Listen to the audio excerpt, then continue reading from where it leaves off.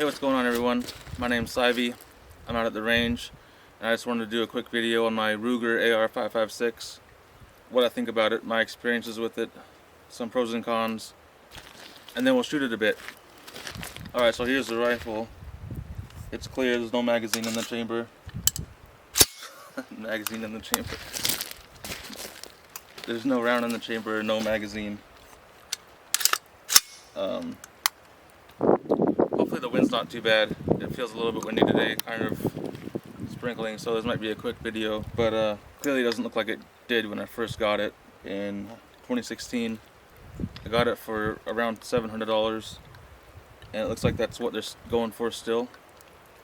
Hopefully not inflated too much because of the times, but you know, it's an entry-level AR, so you can't really expect much. But I've had no major malfunctions. The only issues I've had with it are the dust cover spring breaking. I've had it replaced, and it's still, I don't know what it is exactly. I think it might be just the design of the dust cover, but the spring continues to pop out.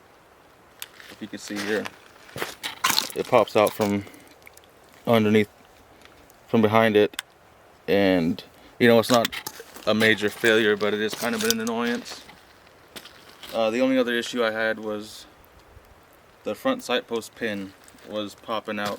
Well, they were creeping out over time, and you know, that's something that might happen, but the way it happened was pretty quickly. It happened under 1,000 rounds, so you know, as I said, it's an entry-level AR, so you kind of can expect some things like that, but it happened pretty quickly, so I was a bit disappointed by that. But you know, like I said, there's no major malfunctions. I've never had any failures to feed or no malfunctions like that, so I'll just go over what I've done to it and kind of tell you about the furniture I put on it. So I put on this Magpul CTR carbine buttstock, which is super nice. It functions just like your factory buttstock, but you know, it's mil spec. It has a place here for a sling and two what do you call these, levers, I guess. One of them is kind of a locker, so it can't be budged. You have to kind of put in some force to move the buttstock forward and backwards, and you lock it up here, and that way you have to kind of pull on this hard to move it, so it can't really get budged that easy. It has nice padding on the back, so it keeps it in place pretty well on your shoulder. Here's where the sling would go. Pretty nice little buttstock. There was no problem with the factory one. It was just kind of plain, you know those factory buttstock looks. So can't go wrong with this one. I traded over my Vortex Spark AR and my Vortex VMX 3T 3x magnifier from my AR pistol onto here just for today, just to shoot it around, have some fun with it.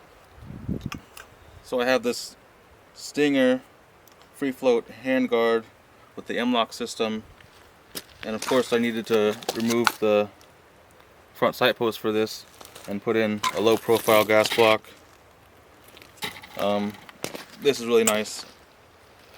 Free float just means that it's not connected anywhere on the barrel. It's just connected right here on the upper receiver. And then I added this MVG vertical grip with the M-LOK system, of course, and it's pretty nice. You can do the C-clamp with it as well. A couple options here. Let's see what else I added. Oh, this skeletonized pistol grip, which admittedly I just put it on there because I thought it looked cool. But to be honest, I don't really like it because it doesn't provide much grip. It's not bad, but I think I might go back to the factory one, or maybe put some grip tape on this thing. But yeah, I just put it on there because I thought it looked cool and had some money to spend. So the other thing I added was this muzzle brake, which certainly helps with recoil. It reduces recoil quite a bit. and it looks kind of cool. Again, there was nothing wrong with the original, I just thought it looked cool. And that's pretty much why I put anything on this thing. I just had some money to spend and thought it would be cool to kind of put some upgrades on it. You can say what you want about that. Maybe I should have saved that money and bought a better, higher end AR, but which I did anyway with that pistol. But yeah, that's about it. Everything I added to it. One thing I forgot to mention on my last video was one of the reasons I chose this magnifier was because it flips over, so you have the option to not use it if you like. I had a question on my last video about the orientation of these, whether you should put the red dot in front or behind the magnifier, and some people like to put the red dot in front, closer to your eye, because of the eye relief issues, but I've never had a problem, and so I've kept it this way. So as I was saying, the original buttstock is not a problem. It's just, you know, pretty plain. Functional though. It also has a point for a sling. And here's the original pistol grip. It's not terrible. There's not a lot of grip on this thing, but I think I do like it better than the skeletonized one. It kind of gets uncomfortable. There's kind of some sharp edges. So you can always put grip tape on either handle. I mean, the idea about it is weight saving, but I feel like it's heavier. Don't tell anyone though. Here's a factory muzzle brake. Here's a factory heat shield. It just looks like any other AR-15 heat shield. So anyway, let's shoot it. I'll talk a little bit more after I'm done shooting, but let's have some fun.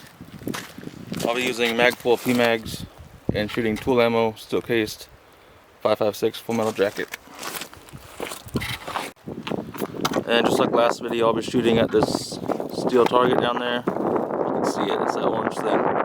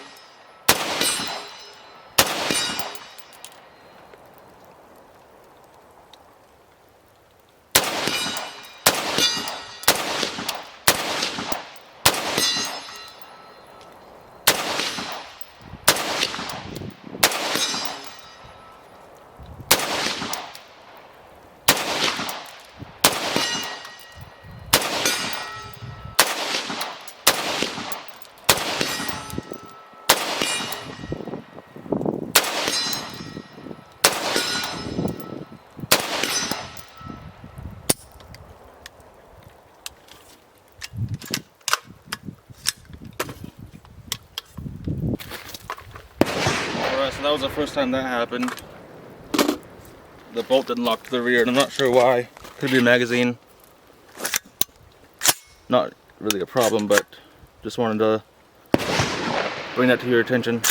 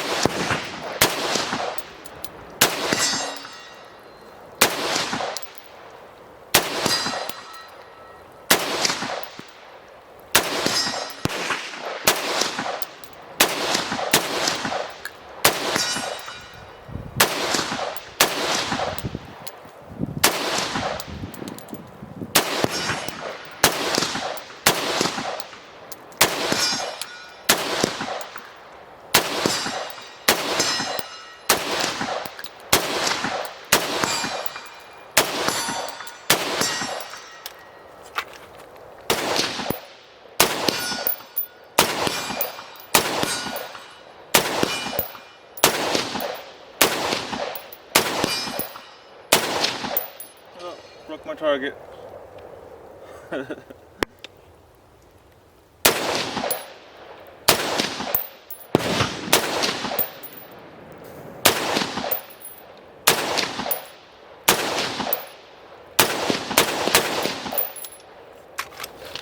So you might be able to tell how well this muzzle brake helps reduce recoil. The only downside about this muzzle brake is it blows the gases all back in your face. And it kind of stings my eye. I have glasses on. If you had eye pro on, you'd be okay. But with just these glasses, or with contacts, it kind of is irritating. So keep that in mind. You won't always be able to put eye pro on when you're in an emergency. And true story, I was in the Army and we were doing a training exercise, and I don't know what the situation was exactly, but one of our squad leaders tried to call timeout, and we all kind of just looked at each other like, did he really just try to say timeout? And it was a running joke for a while that you can't call timeout in war, so just keep that in mind when you're buying certain things. Like this muzzle brake, for instance, you won't be able to tell the enemy to take a minute and let you get ready. So keep that in mind. Look what y'all made me do. Probably gonna stand down. Oh well, it's bound to happen. I had to move because someone showed up at the range and was shooting. I didn't want it to interfere with my voice. So let's go over some pros. So it's cheap. I've had no major malfunctions. I know I had that the bolt didn't lock to the rear, but that was only one time. I think it might happen again, but it could be the ammo, it could be the magazines, and it's not a huge problem. So but that was the first time that happened. So some cons. It's cheap, so you get what you pay for. It is an entry-level AR, so it's not going to be the highest of quality. Like I said, the only issues I've had was some rusting on the barrel. The finish is not great. Dust cover spring, it keeps failing. And what was the other thing? Oh, the front sight post pins were creeping out over time, and that these things did happen pretty quickly. I think it was under 1,000 rounds. So if I were to go back in time, knowing what I know now, would I buy this again? I have to say I don't think I would. I probably would have saved up some money and got a higher end AR, maybe something like from Daniel Defense, something a little more pricey, a little more reliable, a little better quality. But should you get one? And I think maybe this might be something you should be interested in. But just keep the things in mind that I've talked about, some of the problems I've had. And again, they're not major, but they're kind of annoyances. You might look at a Smith & Wesson M&P 15. I've heard good things about them. They're about the same price, so look up some reviews of those. So I think I covered everything. I probably didn't, but if I didn't, I'll just put it in the comments, and I'll try to put everything that I talked about in the comments as well. I just started making YouTube videos, kind of putting actually any effort into them. I've had a channel for years, but just threw up random things. So if you have any feedback, please let me know. Put it in the comments, or if you just want to talk shit, do that too. Thanks for watching.